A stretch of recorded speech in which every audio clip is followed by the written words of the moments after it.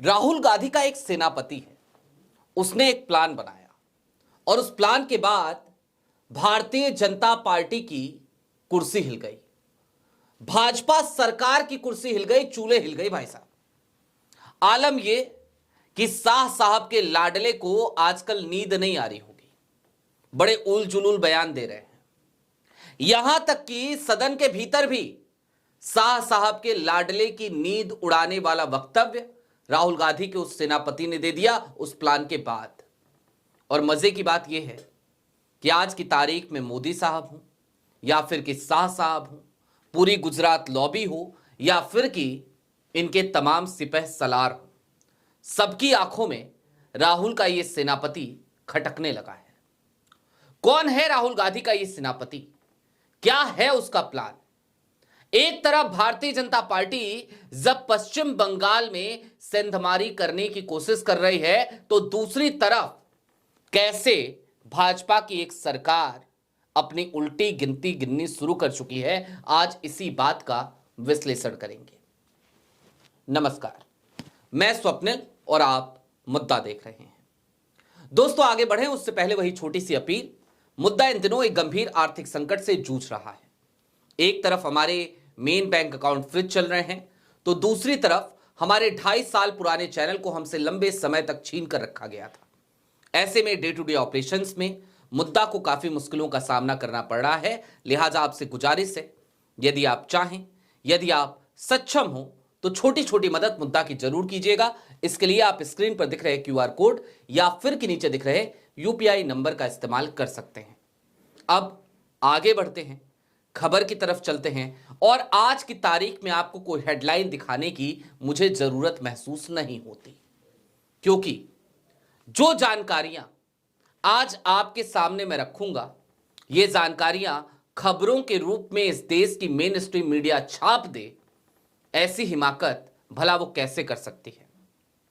भले ही पीएमओ के अंदर बैठे, भीतर बैठे हिरेन जोशी साहब आजकल किसी गुप्त जगह पे चले गए हों, आजकल उनकी तरफ से इनपुट आने थोड़े कम हो गए हों, कुछ दिनों तक तो बिल्कुल ही नहीं आ रहे थे, उसके बावजूद ऐसी हिमाकत मेन स्ट्रीम मीडिया करेगी नहीं। लेकिन हां, सदन के भीतर अगर कोई कुछ बोले तो जाहिर सी बात है उसे छापना मजबूरी है। वो सारी खबरें जरूर छपी हैं, वो इसी वीडियो के दूसरे हिस्से में लेकर के आएंगे कि कैसे शाह साहब के लाडले, शाह साहब के दुलारे ने एक मुद्दा उठाने की कोशिश करी थी, उससे अपनी राजनीति चमकाने की कोशिश करी थी, सूर्यास्त की तरफ अग्रसर उनकी राजनीति, कैसे उन्हें उम्मीद थी इससे सूर्योदय हो जाएगा, वो सारी चीजें भी आज काफूर हो चली। लेकिन उससे पहले आपको यह बता देते हैं कि राहुल गांधी का वो सेनापति है कौन। असम के पूर्व मुख्यमंत्री रहे तरुण गोगोई, उनके सुपुत्र हैं, नाम है गौरव गोगोई। लोकसभा में कांग्रेस के उपनेता भी हैं और असम कांग्रेस के प्रदेश अध्यक्ष भी। असम में आज की तारीख में हिमंता बिस्वा शर्मा, आज अगर आप उंगलियों पे गिने ना शाह साहब के सबसे भरोसे के लोग कौन हैं, तो उनमें शायद पहले दूसरे नंबर पे आपको हिमंता बिस्वा शर्मा का नाम सुनाई देगा। एक तो कारण यह है कि वो मुख्यमंत्री हैं असम के, पावर सेंटर है। दूसरा कारण यह है कि वो उसी तरीके की राजनीति करते हैं, यानी कि सो कॉल्ड हिंदुत्व की, सो कॉल्ड हिंदुत्व की नहीं, सो कॉल्ड।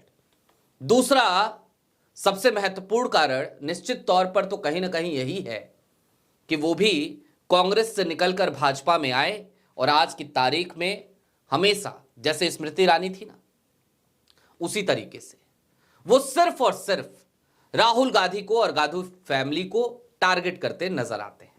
खैर, अब क्या प्लान बनाया है गौरव गोगोई ने, तो जरा वो जान लीजिए।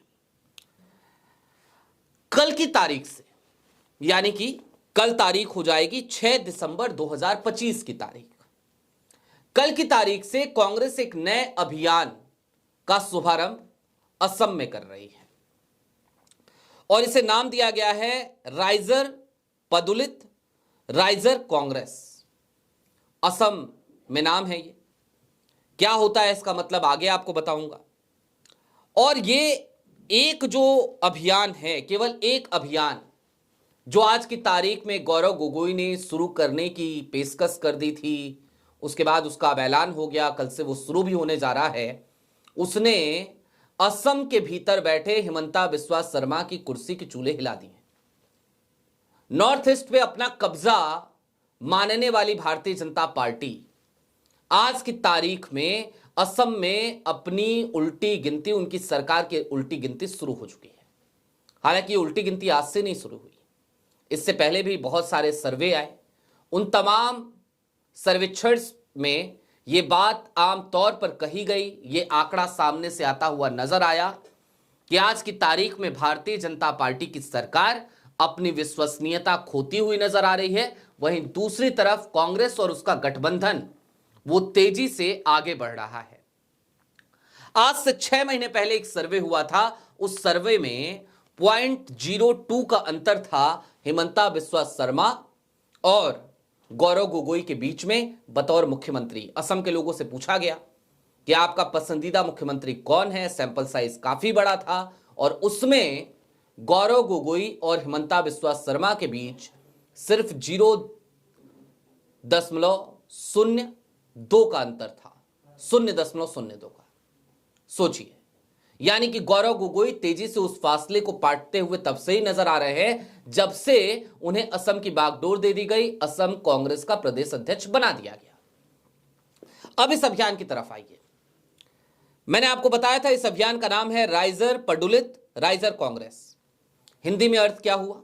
हिंदी में हुआ जनता के दरवाजे पर कांग्रेस। और जनता के दरवाजे पे कांग्रेस का मतलब क्या है? एक तो ये राज्यव्यापी अभियान है, यानी पूरे असम में यह अभियान चलाया जाएगा और इसमें बॉक्सेस रखे जाएंगे अलग अलग जगहों पे और जनता से उनकी राय ली जाएगी। क्या होगा इन बॉक्सेस में? इससे जनता की उम्मीदें और सुझाव वो एकत्र करेगी कांग्रेस। पूछेगी कि भाई आप क्या चाहते हैं, आपकी क्या उम्मीदें हैं, आपकी क्या निराशाएं हैं।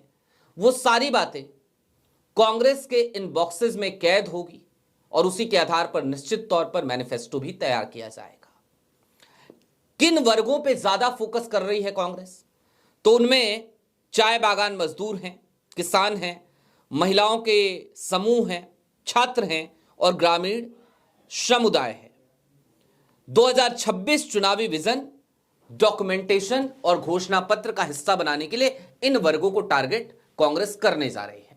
अब सदन में गौरव गोगोई ने आज क्या कहा और कैसे वहां पर भी हिमंता बिस्वा शर्मा गिरते हुए नजर आए, वो आपको आगे बताएंगे।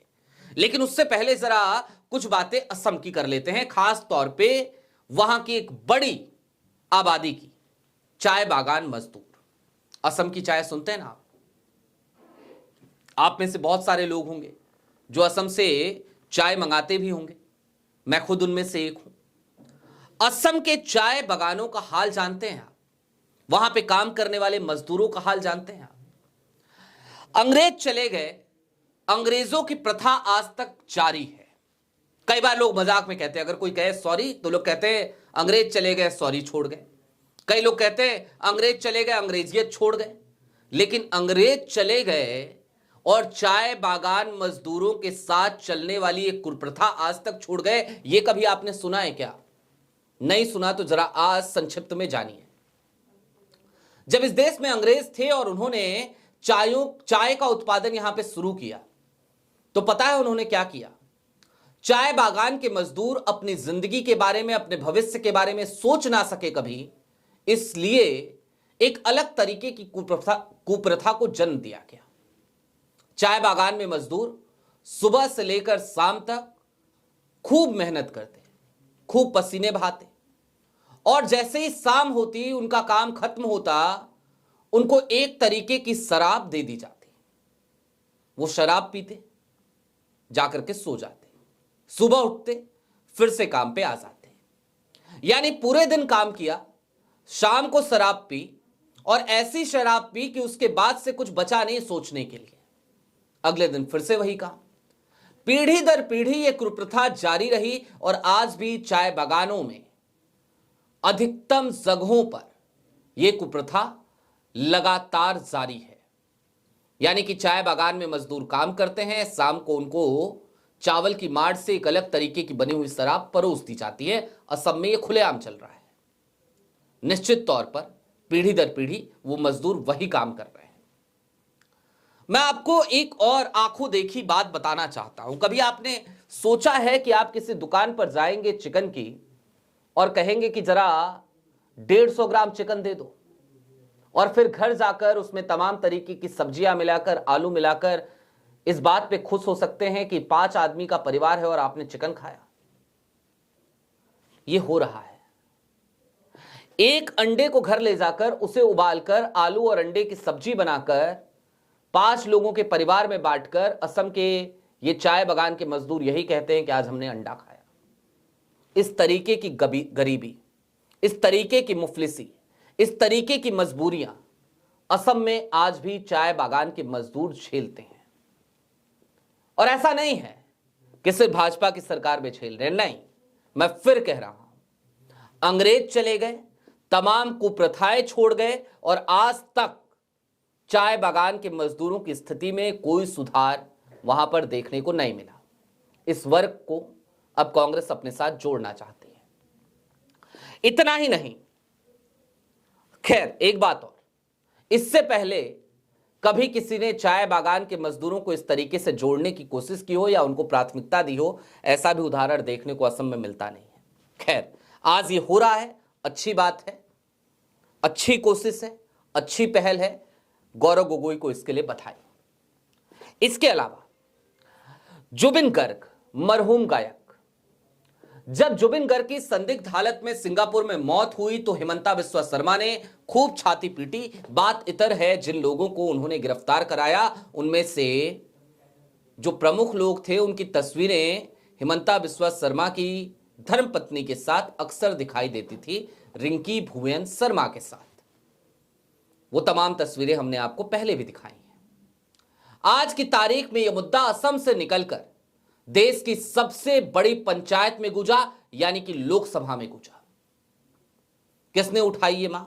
गौरव गोगोई ने। गौरव गोगोई ने सीधे तौर पे कहा कि जिस तरीके से जुबिन गर्ग की मौत हुई है वो संदिग्ध परिस्थिति है, उसकी एक तरफ तो सही तरीके से जांच होनी चाहिए, तो दूसरी तरफ उन्होंने ये कहा कि जुबिन गर्ग एक ऐसे गायक थे और अगर उनकी गायकी को हटा करके भी उनकी प्रतिभा को देखना हो या फिर कि इस देश में, इस समाज में उनके योगदान को देखना हो तो उनके सामाजिक कार्यों का अवलोकन करना पड़ेगा।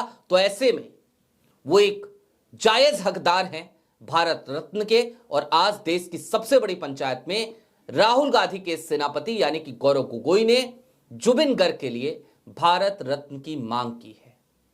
कुल मिलाकर चलते चलते इस बात को समझिए कि जिस तरीके से कांग्रेस अब एक स्ट्रेटजी बनाते हुए गठबंधन के तमाम दलों को साधते हुए असम में हिमंता बिस्वा शर्मा को चैलेंज कर रही है, हिमंता बिस्वा शर्मा की सरकार अपनी उल्टी गिनती गिनना शुरू कर चुकी है।